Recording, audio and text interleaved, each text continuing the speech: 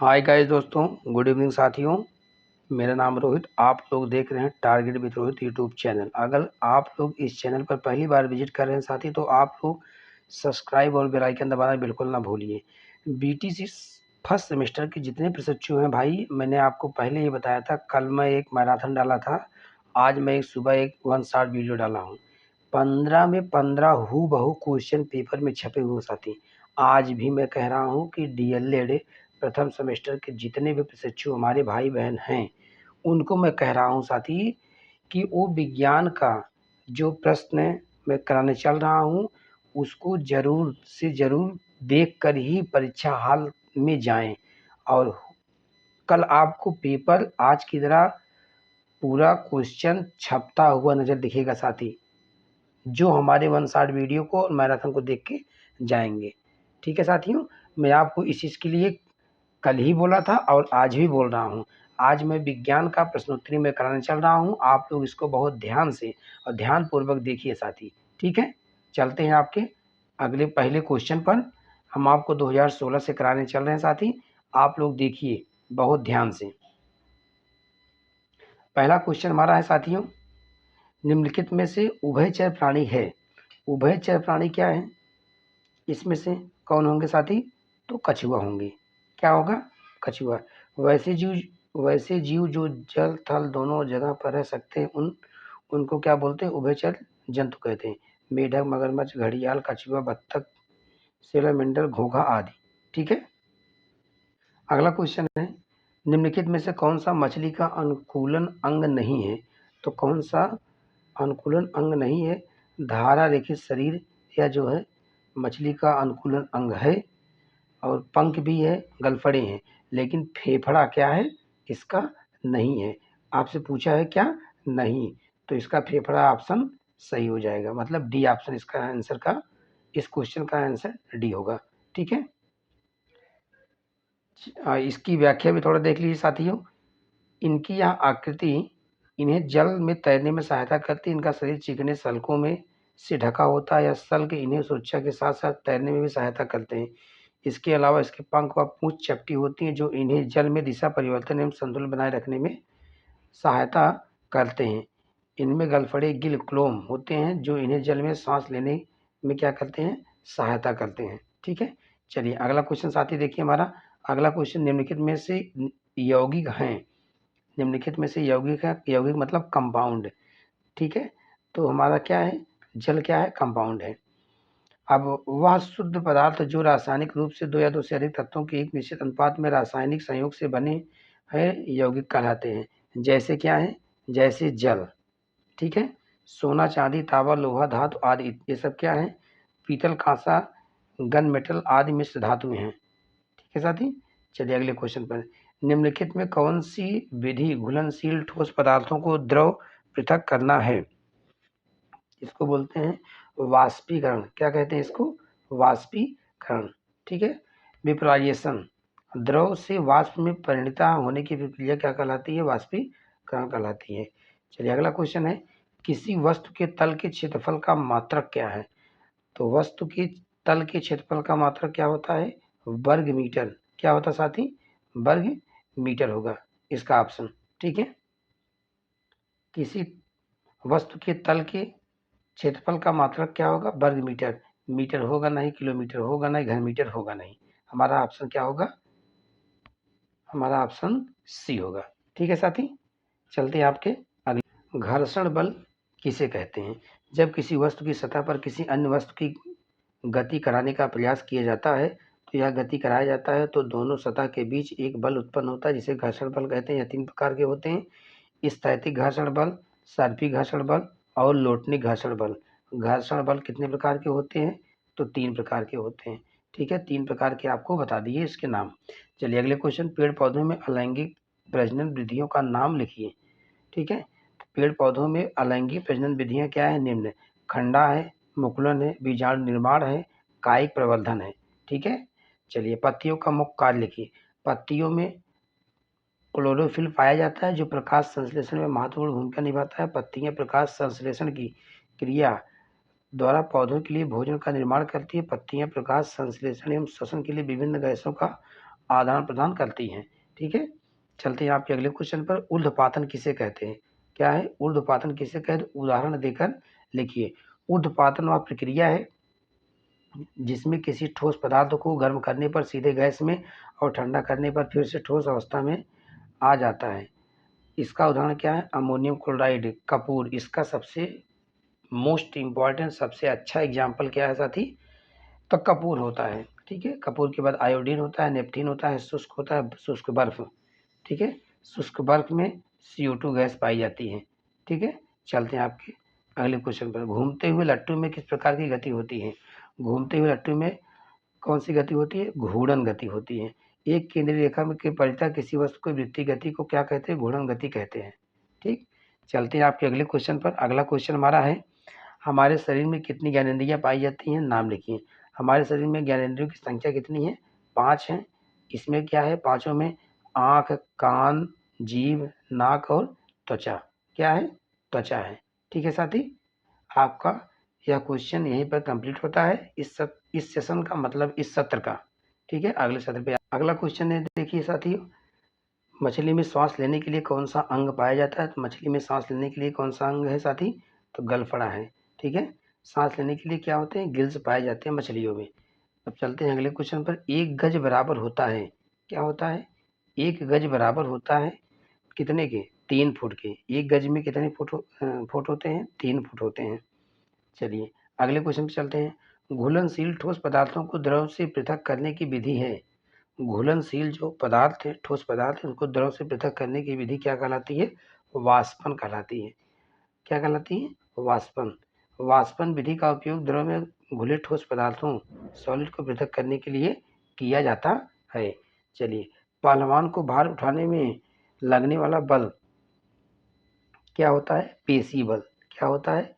पेशी बल। पहलवान को भार उठाने में लगने वाला बल पेशी बल है। पेशियों की क्रिया द्वारा उत्पन्न बल को पेशी बल कहते हैं। चने के बीज को 2 हल्के पीले रंग की संरचनाओं का नाम लिखना है। तो जो चने के बीज का 2 हल्के पीले रंग की जो संरचना होती है, उनका नाम क्या होता है साथी? तो उनका नाम बीज पत्र होता है। जैसे चने के दाल को जब चने को जो फोड़ देंगे तो उसमें 2 दल होते हैं, एक दल और दूसरा दल। तो उसमें जो पीलापन पाया जाता है उसको बीज पत्र कहते हैं। क्या कहते हैं साथी? चने के जो ऊपरी छिलके को निकाल देंगे, छिलके को निकालने के बाद दोनों भाग अलग हो जाता है, उसी को कहते हैं बीज पत्र। ठीक है, जिसको गांव की भाषा में कहते हैं चने की दाल। दाल का जो हिस्सा अलग अलग होता है वही उसका बीज पत्र कहलाता है। ठीक है, चलते हैं आपके अगले क्वेश्चन पर। अगला क्वेश्चन हमारा है, जली पौधे के तने एवं पत्ती एक एक विशेषता बताइए। जली पौधे के तनों के अंदर मुख्य असंख्य रिक्त स्थान होते हैं जिन्हें वायुकोष्ठ कहा जाता है। जली पौधों की पत्तियों की सतह पर मोम की तरह चिकनी परत पाई जाती है। कीटभक्षी पौधों की विशेषता और नाम लिखिए। कीटभक्षी पौधे अपना अधिकांश पोषण कीटों से प्राप्त करते हैं जिन्हें वे फंसाते हैं और खा जाते हैं। कुछ कीटभक्षी पौधे जैसे पिचर, ठीक है, प्लांट ड्रोसेरा, डायोनिया, सेरोसेनिया, ये सब क्या है? पिचर को ही घटपर्णी कहा जाता है। क्या कहा जाता है? घटपर्णी। यह जो है सीटेड में पूछा गया हुआ क्वेश्चन है। ठीक है, चलते हैं आपके अगले क्वेश्चन पर साथी। अगला क्वेश्चन हमारा है, देखिए ध्यान से। अगला क्वेश्चन, वृत्तीय गति व घूर्णन गति का एक एक उदाहरण बताना है। ठीक है, वृत्तीय गति में एक वस्तु एक वृत्त में घूमती है। उदाहरण क्या है? कृत्रिम उपग्रह एक निश्चित ऊंचाई पर पृथ्वी की परिक्रमा करते हैं। घूर्णन गति में वस्तु एक अक्ष के चारों ओर घूमती है। उदाहरण पृथ्वी अपनी अक्ष पर क्या है? घूम रही है। सरसों के पुष्प के विभिन्न अंगों के नाम लिखिए। विभिन्न नाम क्या है? सरसों के पुष्प के विभिन्न अंगों के नाम, वाय दलपुंज, जायांग और पुयंग। ठीक है, ठीक है, चलते हैं आपके साथ ही अगले क्वेश्चन पर। अगला क्वेश्चन हमारा क्या होगा? डॉक्टरी थर्मामीटर से हम मानव शरीर की डिग्री सेंटीग्रेड में किस सीमा के अंतर्गत ताप माप सकते हैं? तो मानव शरीर का सामान्य ताप 37 डिग्री सेल्सियस होता है तथा मानव शरीर का तापमान सामान्यतः 35 डिग्री सेल्सियस से नीचे या 42 डिग्री सेल्सियस से ऊपर अधिक नहीं होता है। यही कारण है कि डॉक्टरी थर्मामीटर की सीमा 35 से क्या है? 42 सेल्सियस डिग्री तक क्या होती है। जो डॉक्टरी थर्मामीटर होता है वो कितना होता है, 35 से लेकर के 42 डिग्री सेल्सियस तक। ठीक है, चलते हैं आपके अगले क्वेश्चन पर। पेड़ पौधों में अलैंगिक प्रजनन की विधियों के नाम लिखिए। ये क्वेश्चन देखिए रिपीट हुआ है। पेड़ पौधों में अलैंगिक प्रजनन की विधियां, विखंडन, मुकुलन, बीजाणु का बनना, पुनर्जनन, खंडन। ठीक है, ये सब आते हैं। चलिए अगले क्वेश्चन पर।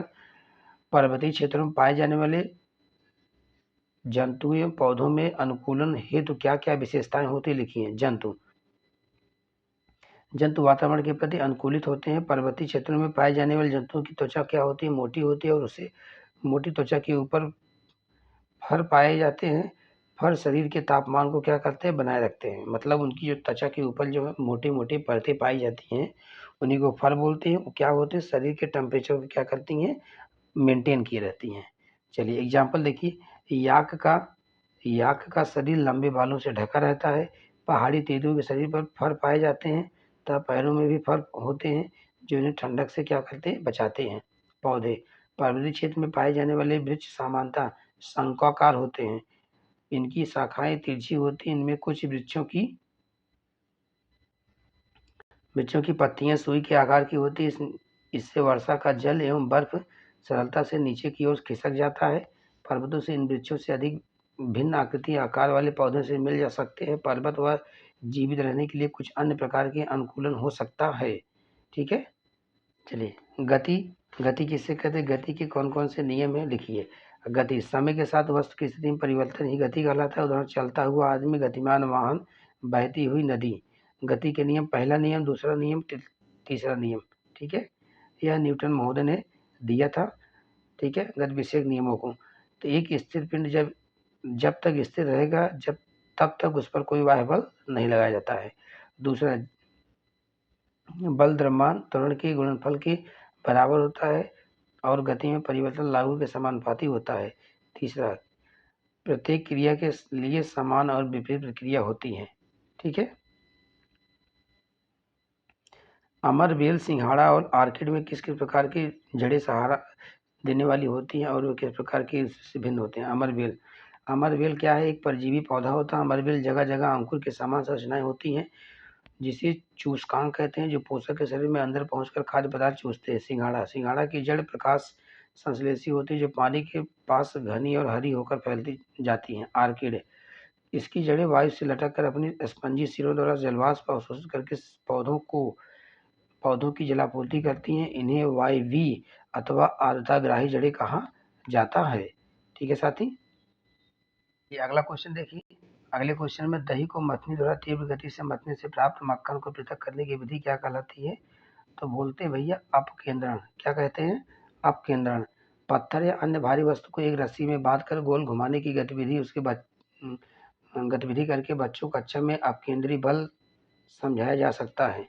ठीक है, अपकेंद्री बल का प्रयोग करके कणों को एक दूसरे से अलग करने को अपकेंद्रण कहते हैं।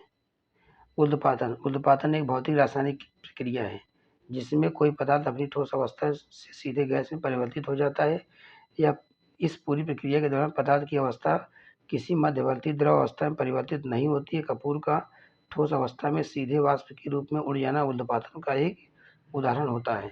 तल छठीकरण, किसी तरल या द्रव में उपस्थित कणों का जमीन पर आकर बैठ जाना अवसादन या तल छठीकरण कहलाता है।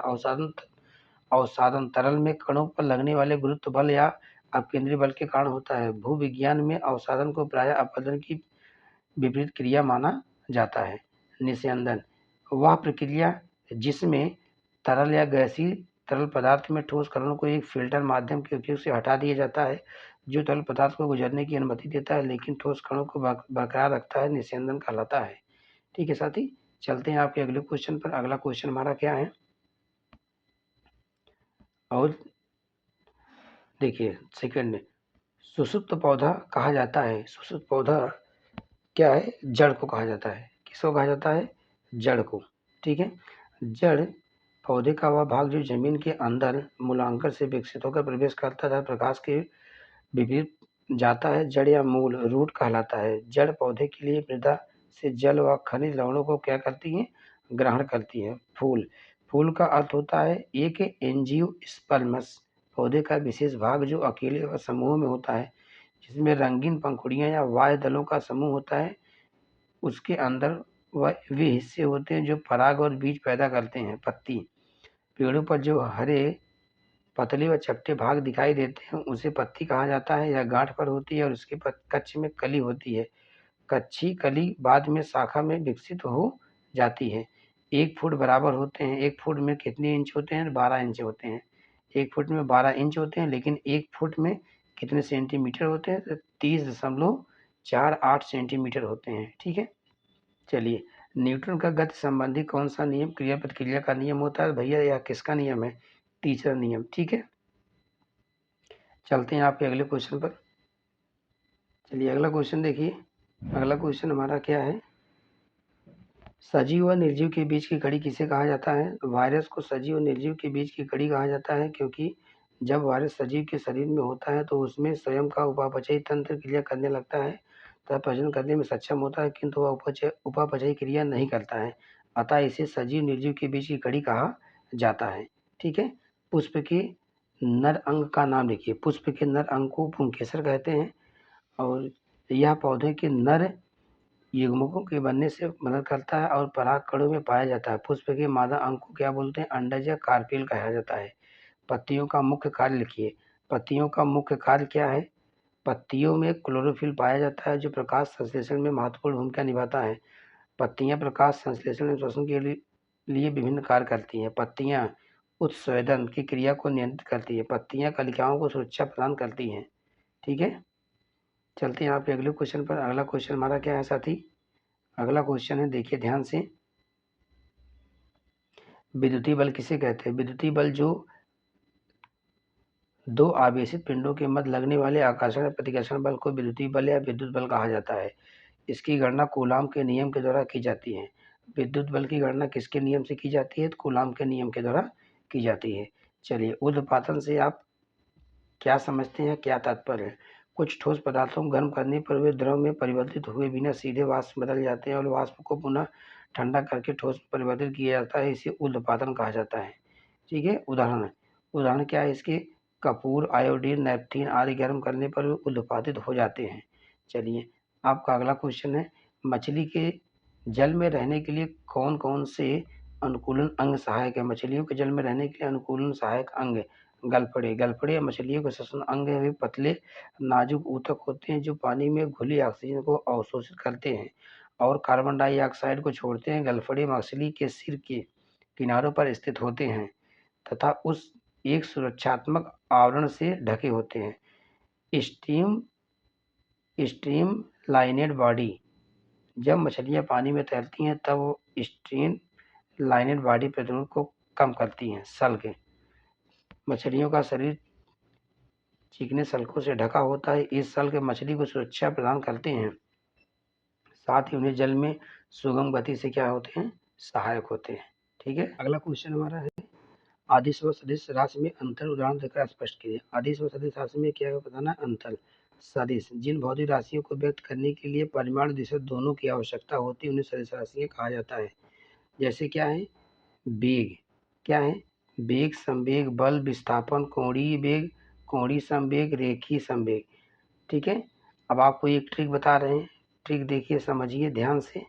जिसमें वा पाया जाता है, देखिए इसमें भी वा है, इसमें भी, इसमें भी, इसमें भी, इसमें भी, इसमें भी, इसमें सब में वा। तो ये सब क्या है? सदिश राशियां हैं। जिसमें वा पाए जाते हैं वो क्या है? सदिश हैं। जिसमें वा नहीं पाए जाते वो क्या है? अदिश हैं। ठीक है, तो देखिए, अदिश जिन भौतिक राशियों को व्यक्त करने के लिए केवल परिमाण की आवश्यकता होती है, दिशा की नहीं, उन्हें अदिश राशि कहा जाता है। जैसे देखिए, चाल, दूरी, द्रव्यमान, आयतन, समय, ताप, कार्य, विद्युत धारा, दाब। देखिए इसमें कहीं दिख रहा है वह, इसमें कहीं वह दिख रहा है? नहीं दिख रहा है ना स्टार्टिंग में। ठीक है, तो ये सब क्या है? अदिश राशियां हैं। परागण किसे कहते हैं? कितने प्रकार का होता है परागण? किसी पौधे के पुंकेसर से पराग कणों को उसी पौधे के पुष्प से दूसरे पौधे के वर्तिका पर पहुंचना ही क्या है? परागण कहलाता है। पराग कणों का स्थानांतरण बहुत से माध्यमों के वायु, जल, कीट, अन्य कारकों से होता है। परागण दो प्रकार के होते हैं, एक होता है स्वपरागण, दूसरा होता है परपरागण। ठीक है, स्वपरागण क्या होता है? किसी पुष्प के परागकोश का उसी पुष्प के अथवा उसी पौधे के अन्य पुष्प के वर्तिकाग्र तक पराग कणों का स्थानांतरण क्या है? स्वपर परागण होता है। पर परागण क्या होता है? एक पुष्प के परागकोश में उसी जाति के दूसरे पौधे के पुष्प के वर्तिकाग्र तक पराग कणों का स्थानांतरण क्या होता है? परागण कहलाता है। ठीक है साथी। यह देखिए क्वेश्चन पूछा गया है, यह भी इम्पोर्टेंट है।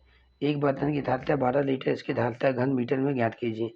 बर्तन की धारिता क्या है? 12 लीटर है।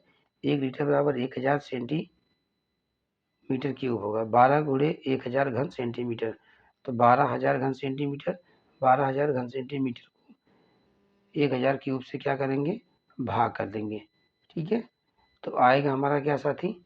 हमारा आएगा 0.012 घन मीटर। ठीक है।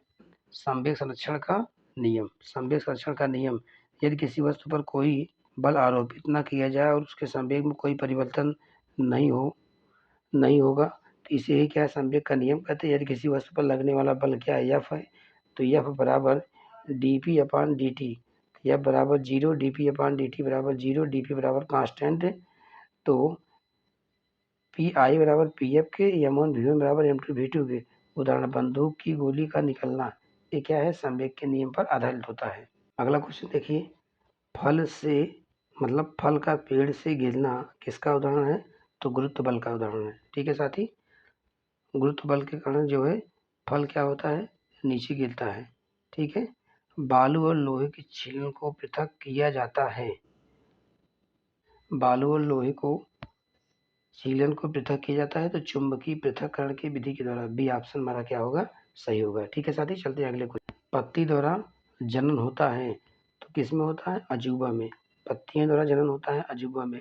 अजूबा में पत्ती द्वारा जनन होता है। अजूबा की पत्तियां अपने ऊपर अपस्थानिक कलिकाएं तथा जड़ें उत्पन्न करके अनुकूलित परिस्थितियों में जनन करती है तथा किनारे पर उपस्थित अपस्थानिक जड़ें नए पौधों का जन्म देती हैं। ठीक है। चलिए अगला क्वेश्चन देखिए, उभयचर जंतु है। उभयचर जंतु क्या है? मेढक। मेढक क्या होता है? यह जल थल, ठीक है, दोनों जगह पर रह सकता है, इसलिए क्या है? उभयचर है। उभयचर कशेरुकी प्राणियों का एक महत्वपूर्ण वर्ग है जो जीव वैज्ञानिक वर्गीकरण के अनुसार मत्स्य और सरीसृप वर्गों के बीच की श्रेणी में आते हैं। उभयचर जल तथा स्थल या थल दोनों में रह सकते हैं। इनमें अधिकांश में 2 जोड़ी पैर होते हैं।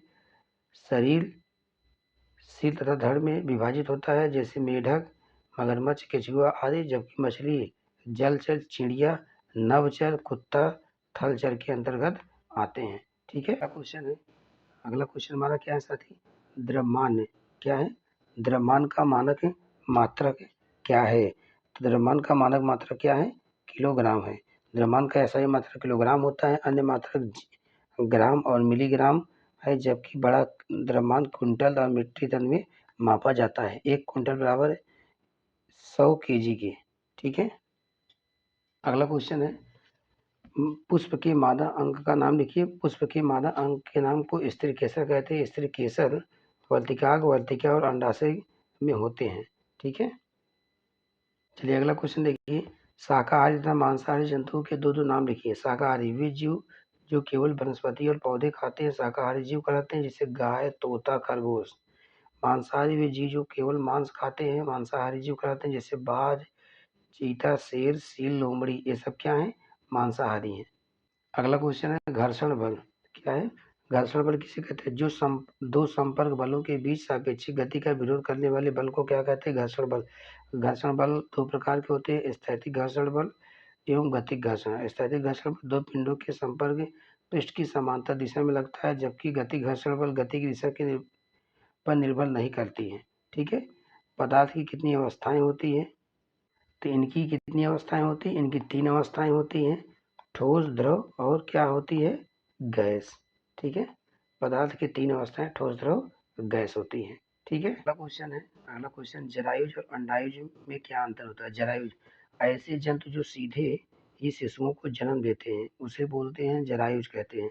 इसके अंतर्गत स्तनधारी प्राणी जैसे पशु, मनुष्य व अन्य स्तनिक को शामिल किया गया है। कहने का मतलब जो सिर्फ बच्चे का जन्म देते हैं उसको जरायुज कहते हैं, और जो अंडे देते हैं उसको अंडयुज कहते हैं। ठीक है, वे जंतु जो अंडे देते हैं अंडयुज जंतु कहलाते हैं। इस उपसमूह के अंतर्गत अंडे देने वाले जंतु उभयचर, मत्स्य, सरीसृप, उभयचर आदि आते हैं। ठीक है, क्वेश्चन देखिए, अगला क्वेश्चन देखिए हमारा क्या है। अगले क्वेश्चन में साथी घर्षण बल निर्भर करता है सतह की प्रकृति पर। किस पर करता है? सतह की प्रकृति पर। चलिए, एसआई पद्धति में बल का मात्रक क्या होता है? एसआई पद्धति में बल का मात्रक किलोग्राम मीटर पर सेकंड स्क्वायर क्या होता है? सी ऑप्शन सही होगा। ठीक है, सीजीएस पद्धति में बल का मात्रक क्या होता है? डाइन होता है। सीजीएस पद्धति में बल का मात्रक क्या होता है? डाइन होता है। आपसे पूछे एसआई पद्धति में। चलिए आपके अगले क्वेश्चन में चलते हैं। बर्तन बनाने वाले कुम्हार के चाक की गति क्या होती है? तो कैसी गति होती है उनकी? घूर्णन गति होती है। उनका जो चाक हो ऐसे क्या होता है? गोल गोल घूमता है एक ही जगह पर, तो क्या है? घूर्णन गति है। चलिए, नर तथा मादा युग्मक के युग्मक संयोग को क्रिया कहते हैं, क्या कहते हैं? निषेचन कहते हैं। ठीक है, नर तथा मादा युग्मक के युग्मन या संयोग की क्रिया को क्या कहते हैं? निषेचन, फर्टिलाइजेशन अंग्रेजी में कहते हैं। क्या बोलते हैं इसको? कहते हैं फर्टिलाइजेशन, निषेचन को अंग्रेजी में। ठीक है, चलिए अगले क्वेश्चन पर, निम्नलिखित में से कौन सजीव है? कौन क्या है? सजीव है। तो हमारा क्या है? केचुआ सजीव है, मोटर निर्जीव है, रेलगाड़ी निर्जीव है, साइकिल क्या है? निर्जीव है। ठीक है साथी, इंपॉर्टेंट है। सजीव तथा निर्जीव में अंतर लिखिए। सजीव निर्जीव में अंतर लिखने के लिए सजीव एक तरफ निर्जीव। ठीक है, अब इसको आप देखिए ध्यान से। सजीव निर्जीव में क्या क्या है साथी? तो सजीव में क्या होती है? वृद्धि होती है। निर्जीव में वृद्धि नहीं होती। सजीव एक स्थान दूसरे स्थान तक स्वयं गति करते हैं, निर्जीव एक स्थान दूसरे स्थान तक स्वयं गति नहीं करते हैं। ठीक है, सजीव को भोजन जल व वायु की आवश्यकता होती है। सजीव को भोजन जल और क्या वायु की आवश्यकता होती है? इसमें भोजन जल व वायु की आवश्यकता नहीं होती है। सजीवों में जटिल संगठनात्मक स्तर पाया जाता है जो अणुओं व कोशिकाओं में जैवमंडल तक विस्तारित होता है। जटिल संगठनात्मक स्तर का क्या है? अभाव पाया जाता है। अगला क्वेश्चन है मिश्रण। मिश्रण कितने प्रकार का होता है? संक्षेप में लिखिए। मिश्रण दो प्रकार के होते हैं, समांगी और विषमांगी मिश्रण। ठीक है, समांगी मिश्रण में क्या होता है साथी? वह मिश्रण जिसका संगठन किसी वह मिश्रण जिसका संगठन सभी जगह समान हो समांगी मिश्रण कहलाता है। चीनी व पानी का घोल, नमक व पानी का घोल। ठीक है, यह समांगी मिश्रण है। विषमांगी मिश्रण वह मिश्रण जिसका संगठन सभी जगहों पर समान न हो, विषमांगी मिश्रण कहलाता है। चीनी और नमक का मिश्रण। ठीक है, न्यूमेरिकल का क्वेश्चन आता है साथी, आ जाता है और आप इसको देख लीजिए। 20 मीटर सेकंड की चाल से चलने वाली वस्तु मीटर की दूरी कितने समय में तय करेगी? वस्तु की चाल 20 मीटर पर सेकंड है, दूरी 120 मीटर है। तो आपको पता है समय बराबर दूरी बटा चाल। समय बराबर क्या होता है? दूरी बटा चाल। तो इसको आप क्या करेंगे? 120/20 करेंगे तो आएगा क्या हमारा? 6 सेकेंड। ठीक है, 6 सेकेंड हमारा क्या हो जाएगा? आंसर हो जाएगा। ठीक है साथी, अगला क्वेश्चन देखिए। अगला क्वेश्चन, कोशिका भित्ति पाई जाती है तो पादप कोशिकाओं में कोशिका भित्ति पाई जाती है। ठीक है, यौगिक का उदाहरण है। यौगिक का उदाहरण क्या होता है साथी? तो चीनी होगा। चीनी का क्या है? यौगिक, कंपाउंड है। ठीक है, वह पदार्थ जो दो या दो से अधिक प्रकार के परमाणु से तत्वों से मिलकर एक निश्चित अनुपात में मिलकर बनता है उसे यौगिक कहते हैं। ठीक है, यौगिक हो गया। चलिए, कायिक प्रवर्धन संभव है। कायिक प्रवर्धन संभव है किसके द्वारा? इन सभी के द्वारा, तना, जड़, पत्ती तीनों मिलाकर के। पादप के कायिक पौधों में जड़, तना, पत्ती और द्वारा नए पादपों का निर्माण कायिक प्रवर्धन कहलाता है। बल का मात्रक। बल का मात्रक क्या होता है साथी? बल का मात्रक हमारा क्या होगा? न्यूटन। क्या होगा? न्यूटन होगा। बल का मात्रक न्यूटन होगा। यह बराबर एम ए। ठीक है, यह बराबर एम। अगला क्वेश्चन है। अगले क्वेश्चन में क्या है? निम्नलिखित में संयुक्त पत्ती छांटिए। संयुक्त पत्ती क्या है? नींबू की पत्ती क्या है? हमारी संयुक्त है। आम की पत्ती नहीं होगी, अमरूद की पत्ती नहीं होगी, इनमें से कोई नहीं। ठीक है, हमारा सी ऑप्शन सही होगा। चलिए आप लोग देख लीजिए। सरल पत्ती, एक पत्ती को क्या करना है? सरल एक पत्ती को सरल कहा जाता है जब इसकी लैमिना पूरी होती है या जब कटाव किया जाता है तो कटाव मध्य सिरा को नहीं छूती है। उदाहरण, पत्ती, आम की पत्ती, पीपल, बरगद आदि। संयुक्त पत्ती में जब लैमिना के कटाव इसे कई पत्तियों में तोड़कर मध्य सिरा तक पहुँचते हैं तो उसे संयुक्त पत्ती कहा जाता है। मटर, बबूल, छुई मुई, नींबू। ठीक है, चलिए अगला क्वेश्चन देखिए साथी। अगला क्वेश्चन हमारा क्या है, उर्ध्वपातन पदार्थ नहीं है तो उर्ध्वपातन पदार्थ हमारा क्या है, नमक नहीं होगा। ठीक है, कपूर, नेपथीन, आयोडीन, अमोनियम क्लोराइड, जबकि नमक उर्ध्वपातन पदार्थ हमारा क्या है, नहीं है। ये सब हैं लेकिन यही पूछा है नहीं तो हमारा क्या होगा, नहीं ऑप्शन में बी ऑप्शन हमारा क्या होगा, सही होगा नहीं क्वेश्चन के लिए। निम्नलिखित में कीट भक्षी पौधा होता है, कीट भक्षी पौधा उपरोक्त हमारा क्या है, सभी होगा। क्या होगा, निफेंथिस को घटपार्डी बोलते हैं, बीनस फ्लाई ट्रैप को, संडीव को, मतलब हमारा क्या होगा, डी ऑप्शन क्या है, सही है। क्या है हमारा, डी ऑप्शन सही है। ठीक है साथी, नमक के विलयन में नमक प्राप्त करने की विधि, नमक के विलयन में नमक प्राप्त करने की विधि को क्या कहते हैं, वाष्पन कहा जाता है। क्या कहा जाता है, वाष्पन कहा जाता है। चलिए, द्रव्यमान का मानक मात्रक है, द्रव्यमान का मानक मात्रक क्या होता है, किलोग्राम। द्रव्यमान का मानक मात्रक किलोग्राम होता है। किसी वस्तु में उपस्थित उसके पदार्थ की मात्रा को क्या कहते हैं, द्रव्यमान कहते हैं। यह एक अदिश राशि होती है। ठीक है, प्रकाश संश्लेषण में उत्पन्न होने वाली ऑक्सीजन निकलती है, तो प्रकाश संश्लेषण में उत्पन्न होने वाली ऑक्सीजन निकलती है, किससे निकलती है, जल से निकलती है। प्रकाश संश्लेषण की प्रक्रिया में पादप पर्णहरित एवं सूर्य के प्रकाश की उपस्थिति में कार्बन डाइऑक्साइड और जल के बीच रासायनिक क्रिया के फलस्वरूप ग्लूकोज का निर्माण होता है तथा ऑक्सीजन मुक्त होती है। ऑक्सीजन O2 सह उत्पाद के रूप में निकलती है। गैस जल के अणु से मुक्त होता है, ऑक्सीजन जल से क्या होती है, प्राप्त होती है। एक अगला क्वेश्चन हमारा इंपॉर्टेंट है, रेन वाटर हार्वेस्टिंग। वर्षा जल सतही प्रवाह के रूप में बहकर व्यर्थ हो जाने से पहले सतह पर, सतह से ऊपर, सतह से नीचे, उप सतह जलभृत में एकत्रित या संचित किए जाने की प्रक्रिया क्या होती है, रेन वाटर हार्वेस्टिंग होती है। क्वेश्चन है हमारा एक अगला इंपॉर्टेंट क्वेश्चन है, मृतोपजीवी से आप क्या समझते हैं, वे पदार्थ जो मृत कार्बनिक पदार्थों से पोषण प्राप्त होते हैं करते हैं उन्हें मृतोपजीवी कहते हैं। जिसमें इसमें क्या होता है, मशरूम, मशरूम। ठीक है, मशरूम को हिंदी में क्या कहते हैं, कुकुर, कुकुर मुत्ता। ठीक है, कुकुर मुत्ता। ठीक है, इसको कुकुर मुत्ता कहा जाता है हिंदी में। ठीक है साथी, चलिए अगला क्वेश्चन देखिए साथी हमारा, निम्न में सत्य फल का उदाहरण है। सत्य फल का उदाहरण क्या हमारा है, आम। क्या है हमारा साथी, आम। आम एक सत्य फल है। सत्य फल निषेचन के बाद अंडाशय से विकसित होने वाला फल होते हैं। सत्य फल के लिए उदाहरण कीवी, प्लम, नाशपाती, तरबूज, संतरा, अंगूर, ये सब क्या हैं, सत्य फल हैं। ठीक है, दही से मक्खन को पृथक करने की विधि क्या कहलाती है, अपकेंद्रण। क्या कहलाती है साथी, अपकेंद्रण कहलाती है। ठीक है, चलते हैं आपको अगले क्वेश्चन पे लेकर के। पौधों की कलम लगाना एक प्रकार का क्या है, जनन है। कैसा जनन है, या तो अलैंगिक जनन है। क्या है, अलैंगिक जनन है। जैसे लोग क्या करते हैं, गुलाब के पौधों को क्या करते हैं, कलम करके लगा देते हैं। ये क्या है, एक अलैंगिक जनन है। ठीक है साथी, गति के नियम के प्रतिपादक कौन है, गति के नियम के प्रतिपादक कौन है, न्यूटन है। कौन है, न्यूटन साहब है। गति के नियमों के प्रतिपादन सर आइजैक न्यूटन है। उन्होंने 1687 ईस्वी में गति के नियमों को संकलित क्या किया था। निम्न में से कौन सा पदार्थ ऊर्ध्वपातक नहीं है, ऊर्ध्वपातक नहीं है हमारा क्या है, नमक या ऊर्ध्वपातक पदार्थ नहीं है। चूंकि नौशादा आयोडीन कपूर ऊर्ध्वपातक है, जबकि नमक सोडियम क्लोराइड NaCl ऊर्ध्वपातक हमारा क्या है, नहीं है।